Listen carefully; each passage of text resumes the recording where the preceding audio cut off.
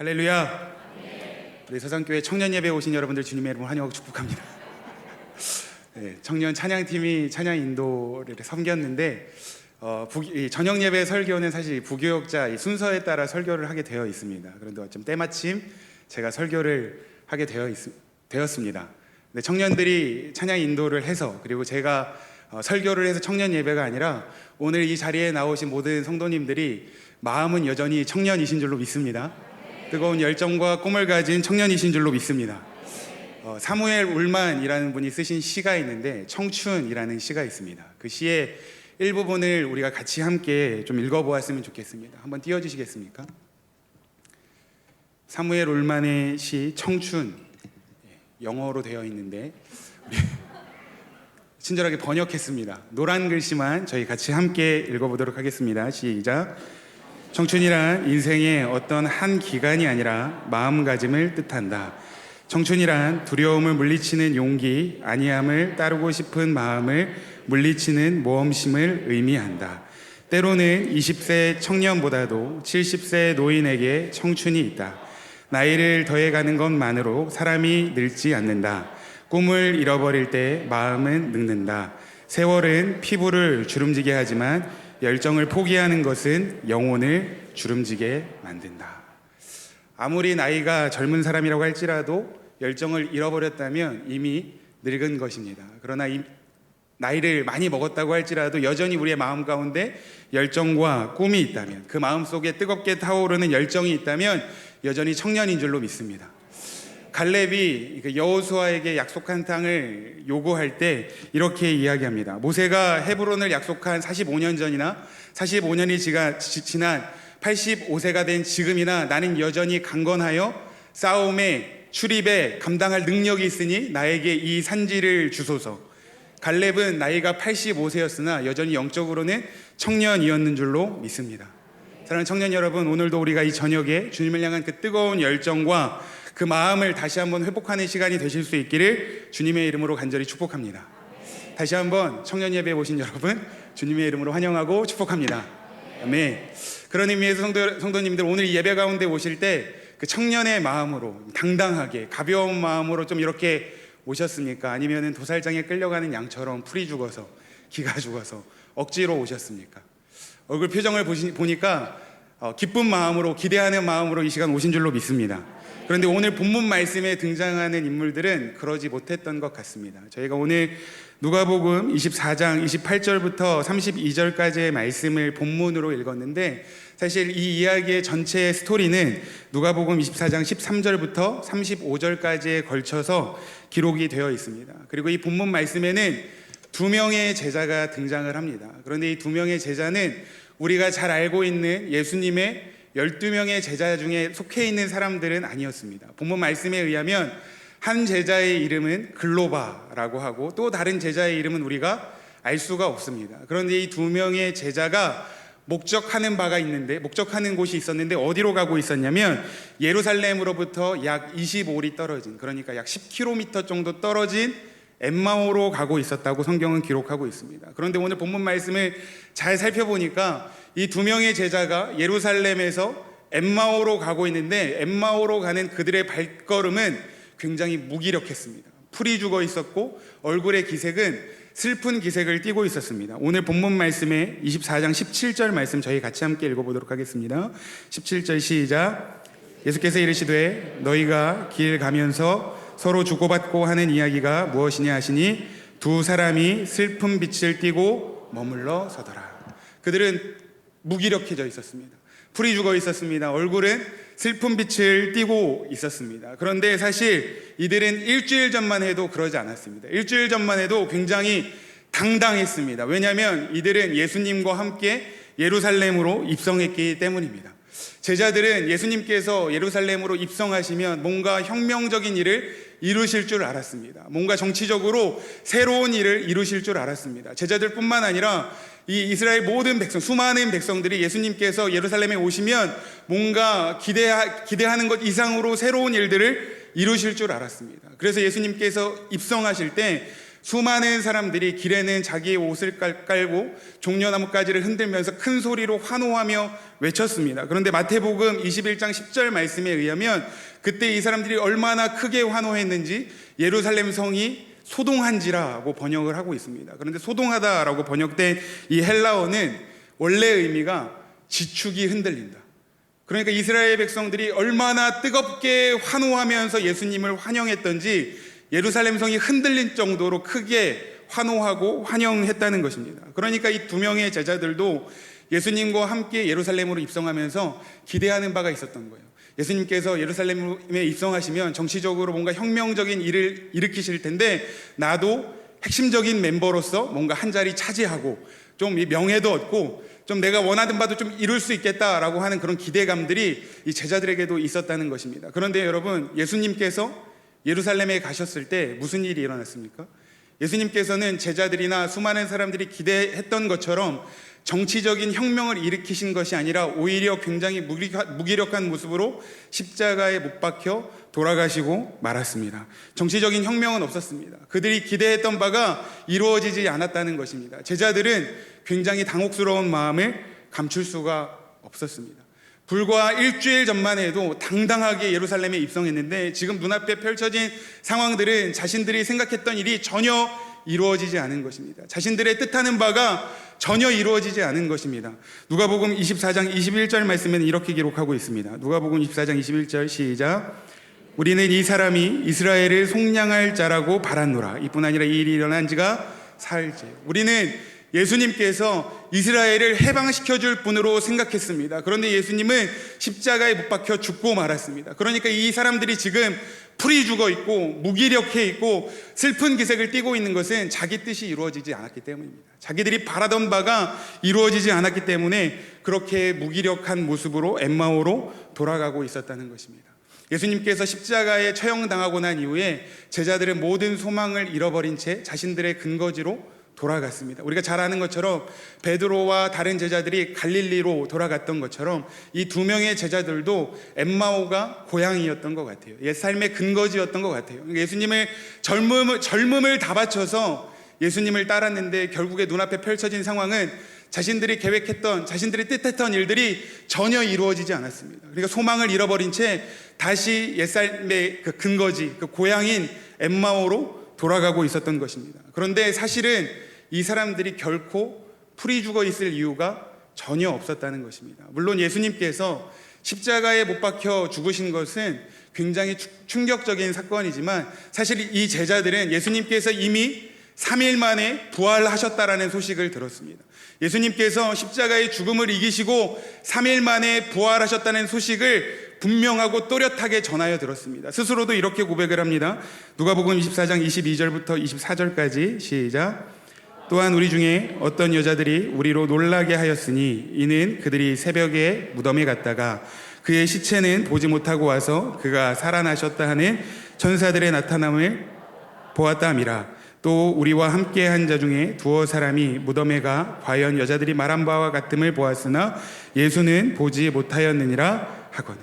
이 두 사람은 다른 제자들과 여자들을 통해서 예수님께서 부활하셨다, 예수님께서 죽음을 이기시고 다시 살아나셨다라는 소식을 들었습니다. 그런데 문제는 뭐냐면 그 말씀, 그 소식을 들었지만 그것을 믿지 못했다는 것입니다.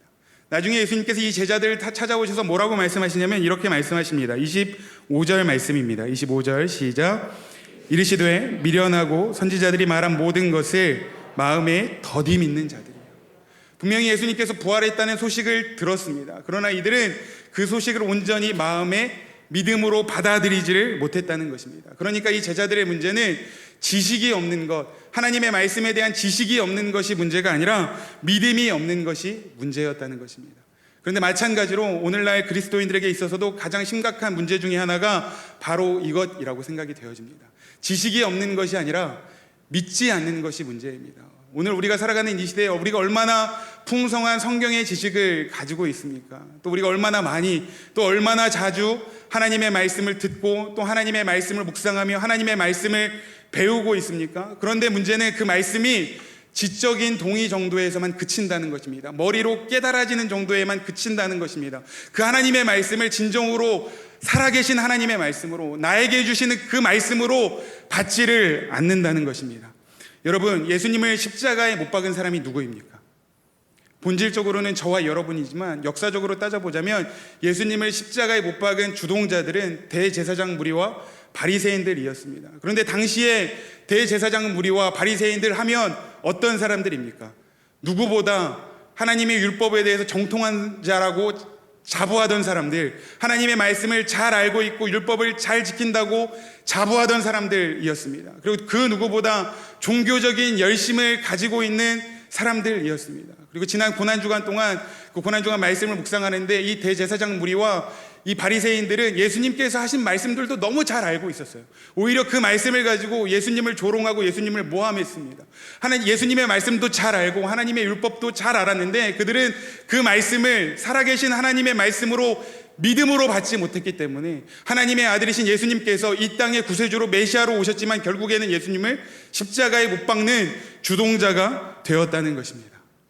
그런데 이 엠마오로 가던 두 제자도 마찬가지였습니다.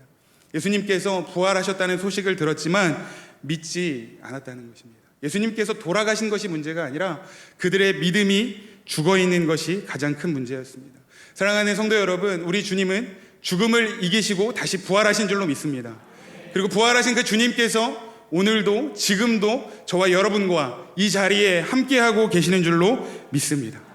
그런데 엠마오로 가는 이 제자들은요, 그것을 믿지 못한 거예요. 그러니까 풀이 죽어서 슬픈 기색을 하고 엠마오로 돌아가고 있었던 것입니다. 그런데 여러분, 한나는 어떠했습니까? 우리가 잘 아는 한나는 어떠했습니까? 당시에 영적으로 굉장히 무뎌져 있던 제사장 엘리가 하는 말도 허투루 듣지 않고 하나님의 말씀으로, 살아계신 하나님의 말씀으로 믿음으로 받고 다시는 근심하지 않았다. 근심하지 않고 하나님의 말씀 믿음으로 받았을 때 하나님께서 한나의 가정에 놀라운 축복을 주신 줄로 믿습니다. 사랑하는 성도 여러분, 하나님께서 우리에게 주시는 그 말씀을 지적으로 동의하는 차원에서 그치는 것이 아니라 나에게 주시는 말씀으로 믿음으로 받으시기를 주님의 이름으로 간절히 축복합니다. 우리의 믿음이 죽어있는 믿음이 아니라 살아있는 믿음이 되기를 주님의 이름으로 간절히 축복합니다. 그런데 엠마오로 가던 이 제자들은 영적으로 얼마나 침체되어 있었던지 예수님께서 이 제자들을 찾아오셔서 그들과 함께 걷고 있었음에도 불구하고 예수님을 알아보지 못했습니다. 예수님을 알아보지 못했습니다. 누가복음 24장 15절부터 16절까지 말씀입니다. 시작. 그들이 서로 이야기하며 문의할 때에 예수께서 가까이 이르러 그들과 동행하시나 그들의 눈이 가려져서 그인 줄 알아보지 못하거늘. 성경은 그들의 눈이 가려져서 예수님께서 함께하고 계시는데도 예수님을 알아보지 못했다라고 기록하고 있습니다. 그렇다면 무엇이 그들의 눈을 가리고 있는 것입니까? 불신앙이 그들의 눈을 가린 것입니다. 두려움이 그들의 눈을 가린 것입니다. 염려가 그들의 눈을 가린 것입니다. 실패감이 그들의 눈을 가린 것입니다. 상황과 환경의 시선을 빼앗겨서 그것이 그들의 눈을 가리어서 예수님께서 그들과 함께하고 계심에도 예수님을 알아보지 못했다는 것입니다. 그런데 예수님의 제자들도 마찬가지였어요. 풍랑 중에 두려움에 사로잡힌 이 제자들도 예수님께서 바다 위를 걸어오실 때 예수님을 알아보지 못하고 유령이라고 소리치지 않았습니까? 두려움에 눈이 가려진 것입니다. 그런데 사랑하는 성도 여러분, 우리는 어떻습니까? 교회에서 신앙생활 참 오래 했습니다.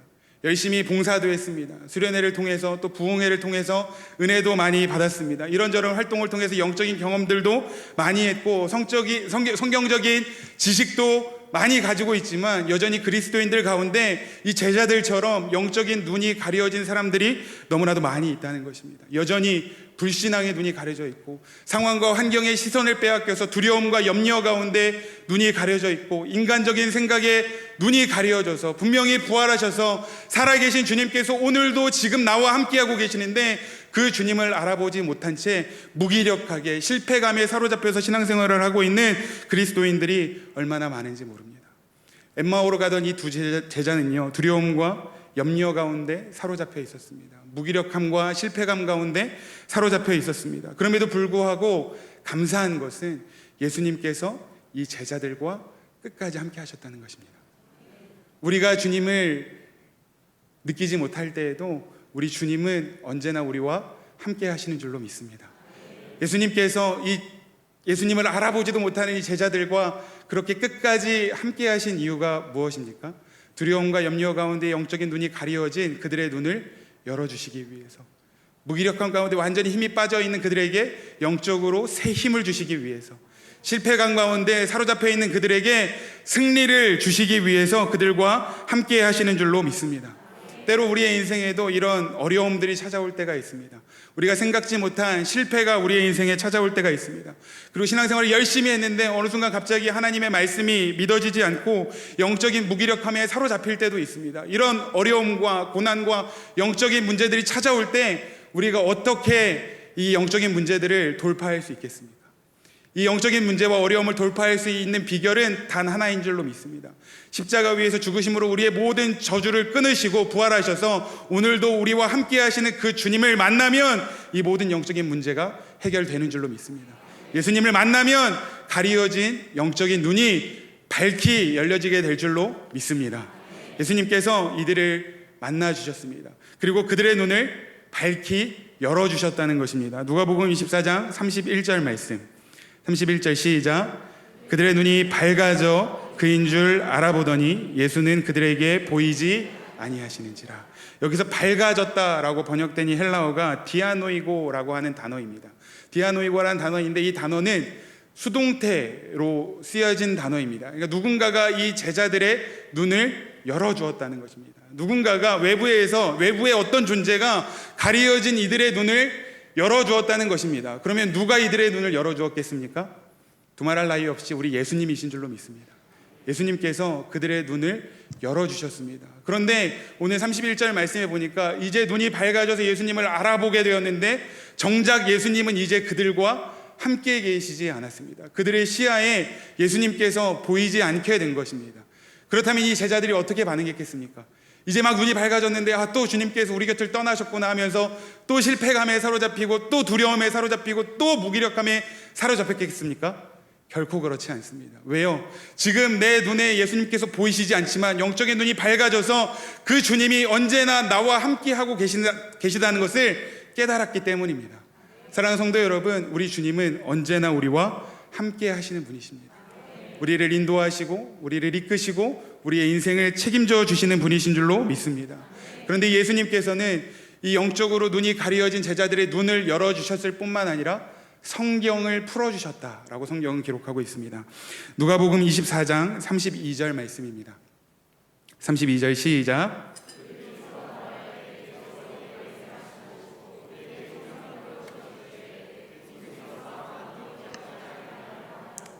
예수님께서 그들에게 성경을 풀어주셨다라고 번역하고 있습니다. 그런데 여기서 풀어주셨다라고 하는 이 헬라어 단어도 앞에서 눈을 열어주셨다라고 하는 헬라어 단어와 똑같은 단어입니다. 디아노이고라는 단어를 사용하고 있는데 예수님께서 그들에게 하나님의 말씀, 구약 성경을 풀어주신 것입니다. 그런데 그것에 대해서 구체적으로는 이렇게 설명하고 있습니다. 27절 말씀 우리 같이 한번 읽어보겠습니다. 시작.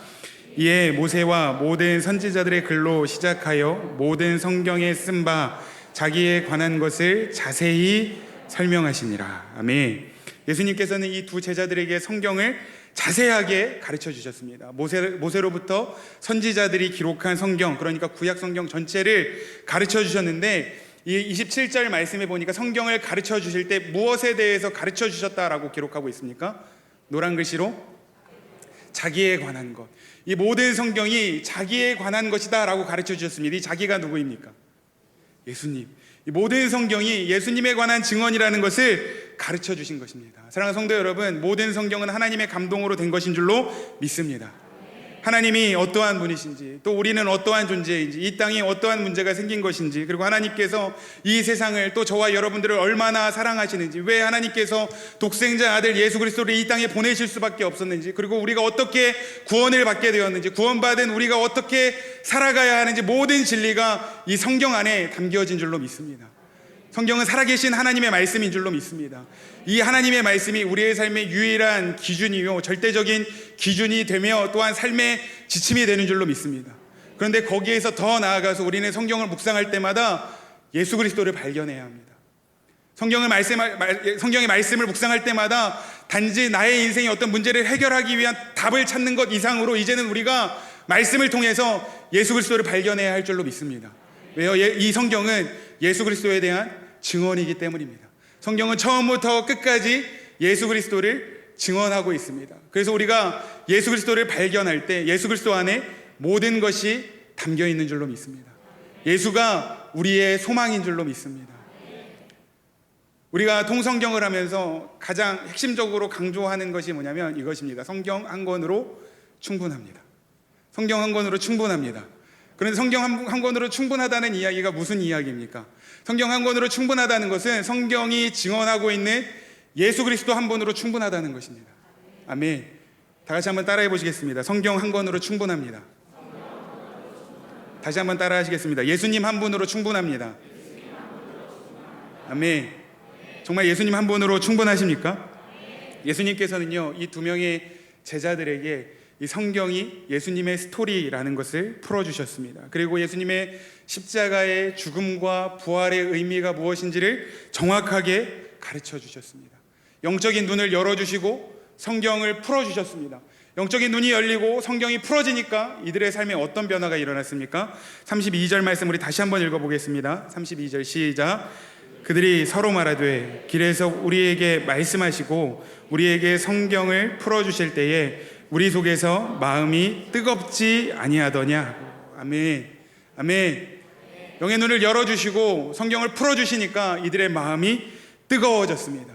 이 로고스의 말씀이 나의 영과 혼과 또 관절과 골수를 찔러 쪼개는 레마의 말씀으로 내 안에 쑥 들어온 것입니다. 그리고 이 말씀을 통해서 예수님의 십자가의 죽음과 부활이 믿어지기 시작한 것입니다. 이제는 예수님께서 죽음으로 실패하신 것이 아니라 죽음을 이기시고 부활하신 예수님으로 말미암아 영원한 생명을 얻었고 하나님 나라의 소망을 가지게 되었다는 것을 이 제자들이 깨닫게 된 것입니다.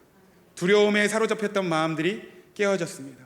영적으로 무기력했던 그런 마음들이 완전히 깨어졌습니다. 차가운 불신앙의 마음이 뜨거운 믿음의 마음으로 다시 한번 불타오르기 시작되었다는 것입니다. 사랑하는 성도 여러분, 오늘 이 밤에 저와 여러분 가운데 이와 같은 은혜가 있기를 주님의 이름으로 간절히 축복합니다. 우리의 영적인 눈을 열어주시고 성경을 풀어주셔서 우리의 마음이 다시 한번 주님을 향한 뜨거운 열정으로 회복될 수 있기를 주님의 이름으로 간절히 축복합니다. 이 마음이 뜨겁게 변화되어지니까 이 제자들의 삶에 급격한 방향전환이 일어났습니다. 원래 이 두 명의 제자가 지금 어디로 가고 있다고 했습니까? 엠마오로 가던 제자들이었습니다. 그런데 영적인 눈이 열리고 성경이 풀어지고 마음이 뜨거워지니까 엠마오에 머물던 그 발걸음이 이제는 다시 예루살렘으로 돌아가게 되는 것입니다. 누가복음 24장 33절 말씀 함께 읽겠습니다. 시작. 곧 그때로 일어나 예루살렘에 돌아가 보니 11 제자 및 그들과 함께한 자들이 모여 있어. 엠마오에서 예루살렘으로 돌아갔다. 여러분, 엠마오는 무엇을 상징합니까? 옛사람의 상징입니다. 포기와 실패의 상징입니다. 나에게 익숙하고 편안한 자리입니다. 그런데 이 엠마오는요, 멀리 있지 않습니다. 예루살렘에서부터 25리 떨어진 곳, 겨우 10km 떨어진 곳에 엠마오가 있었다고 성경은 기록하고 있습니다. 그러니까 제자들이 마음만 먹으면 언제라도 엠마오로 돌아갈 수 있는 옛삶의 모습으로 돌아갈 수 있는 것입니다. 마찬가지로 우리도 신앙생활을 하면서 자꾸 엠마오로 돌아가려고 합니다. 신앙생활 열심히 하다가도 하나님께서 나의 기도를 들어주시지 않으시면, 뭔가 하나님께서 지금 나와 함께하고 계시는 것처럼 느껴지지 않으면 우리는 언제라도 엠마오로 돌아갈 준비를 하고 있는 것처럼 보입니다. 그 포기의 자리, 실패의 자리, 옛사람의 자리로 자꾸 돌아가려고 하는 마음들이 우리 안에 늘 살아있다는 것입니다. 마치 예수님께서 돌아가셔서 지금은 살아계시지 않은 것처럼, 예수님께서 지금 나와 함께하고 계시지 않은 것처럼 무기력하게 두려움에 사로잡혀서 슬픈 기색을 하고 엠마오로 돌아가려고 한다는 것입니다. 그런데 영적인 눈이 열리고 성경이 풀어지고 마음이 뜨거워지니까 이들은 다시 예루살렘으로 돌아갔습니다. 예루살렘은 무엇을 의미합니까? 예루살렘은 사명의 자리를 의미합니다. 오직 성령이 너희에게 임하시면 예루살렘과 온 유대와 사마리아와 땅끝까지 이르러 내 증인이 되리라. 예루살렘은 사명의 자리요, 우리의 영이 다시 한번 영의 눈이 열려지고 성경이 풀어지고 마음이 뜨거워져서 우리가 사명의 자리로 돌아가야 할 줄로 믿습니다. 그런데 여러분, 예루살렘은요, 여전히 핍박과 위협과 도전이 있는 자리입니다. 생각해 보십시오. 불과 일주일 전에 예수님을 십자가에 못 박았던 주동자들이 여전히 두 눈 시퍼렇게 뜨고 있는 곳이 예루살렘입니다.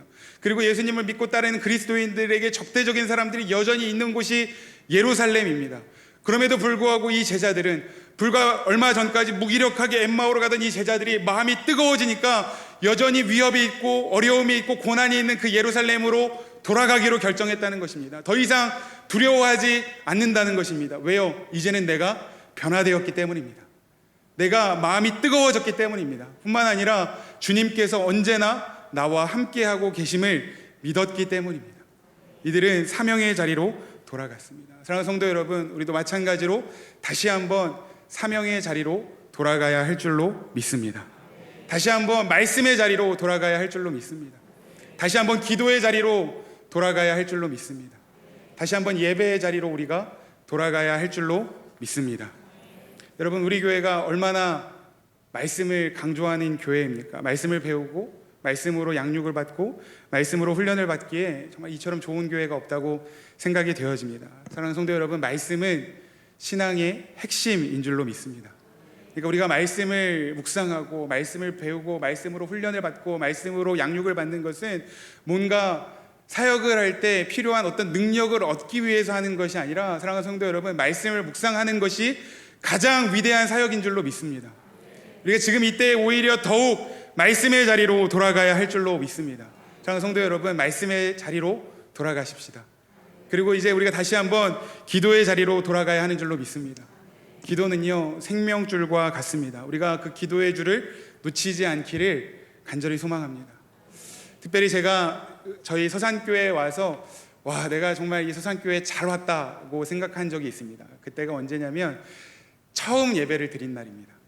처음 예배를 드리던 날인데 공식적으로 부임 인사를 하기 전에 담임 목사님께서 저에게 금요 성령 기도회에 먼저 한번 참여를 해보라고 말씀을 하셔서 성령 기도회를 참여했습니다.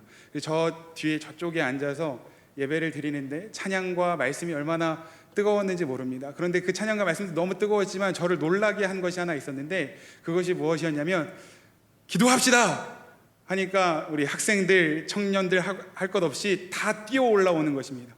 이 단으로 뛰어 올라오는 것입니다. 그리고 학생들과 청년들뿐만 아니라 성도님들도 뛰어 올라와서 이 단 위에서 무릎을 꿇고 하나님 앞에 간절히 부르짖어 기도하는 모습이 여전히 제 안에 생생합니다. 제가 그 기도하는 모습을 보면서 정말 이 교회 잘 왔다. 이 교회가 살아있는 교회구나. 사랑하는 성도 여러분, 우리 교회는 기도의 영성으로 세워지는 교회인 줄로 믿습니다. 우리가 다시 한번 이 기도의 영성이 회복되어져야 할 줄로 믿습니다. 비록 코로나로 인해서 어렵다고 하지만 우리가 하나님 앞에 기도하는 것만큼은 포기하지 않기를 주님의 이름으로 간절히 축복합니다. 우리가 예수 그리스도의 이름의 능력을 의지하여 기도할 때 하나님께서 우리의 인생을 책임져 주시고 우리의 가정과 우리의 교회와 우리의 자녀들, 우리의 직업까지도 우리의 인생 모든 부분들을 책임져 주실 줄로 믿습니다. 기도의 줄을 놓치지 마시고, 이 기도의 줄이야말로 생명줄이라는 것을 기억하시고 다시 한번 기도의 자리로 돌아가시기를 주님의 이름으로 축복합니다. 마지막으로 우리는 예배의 자리로 돌아가야 할 줄로 믿습니다. 코로나로 인해서 우리가 가장 많이 어려웠던 것이 예배 아니었습니까? 그런데 오히려 더욱 이때에 예배가 다시 회복되고 예배가 다시 세워져야 할 줄로 믿습니다. 엘리야가 갈멜산에서 바알과 아세라의 선지자들과 싸울 때 가장 먼저 한 것이 무엇입니까? 무너진 예배의 제단을 수축했다는 것입니다. 무너져 있던 예배의 제단을 다시 쌓았다는 것입니다. 그 예배의 제단을 다시 쌓았을 때 불가능해 보이는 그 자리에 하나님의 불이 떨어진 줄로 믿습니다. 예배의 자리를 다시 세울 때 거기에 하나님의 불이 임하는 줄로 믿습니다. 오늘 이 제자들도 마찬가지입니다. 이 제자들도 여전히 예루살렘에는 두려움과 위협과 핍박과 고난이 있었지만 예루살렘으로 돌아가기로 결정했습니다. 그리고 예루살렘으로 돌아갔을 때 무슨 일이 일어났습니까? 예루살렘에 돌아가서 제자들과 함께 모이기를 힘쓰며 기도하기를 힘쓰며 예배했을 때 오순절에 성령의 강림 사건, 강력한 성령의 임재의 사건이 일어나고 초대교회의 새 역사가 시작된 줄로 믿습니다. 지금 다시 한번 우리 안에 그 예배의 자리가 회복될 수 있기를 주님의 이름으로 간절히 축복합니다. 이제 우리는 사명의 자리, 그 기도의 자리, 말씀의 자리, 예배의 자리로 돌아가야 할 줄로 믿습니다. 특별히 이제 내일부터는 춘계 부흥성회를 위한 특별 새벽 기도회가 시작이 됩니다. 일주일 동안 부흥성회를 위해서 같이 함께 뜨겁게 기도하고 기대하는 마음으로 준비하는 그 시간에 우리 성도님들 모두 새벽 제단을 쌓아 믿음으로 승리하게 되시기를 주님의 이름으로 축복합니다. 그 새벽 제단뿐만 아니라 부흥성회를 통하여서 다시 한번 주시는 그 말씀의 은혜를 통하여 우리의 영의 눈이 열리고 그 하나님의 말씀이 풀어져서 우리의 마음이 다시 한번 뜨거워지는 시간이 되기를, 그래서 그 마음이 뜨거워져서 사명의 자리로, 말씀의 자리로, 기도의 자리로, 또 예배의 자리로 우리가 돌아가게 되기를 주님의 이름으로 간절히 축복합니다.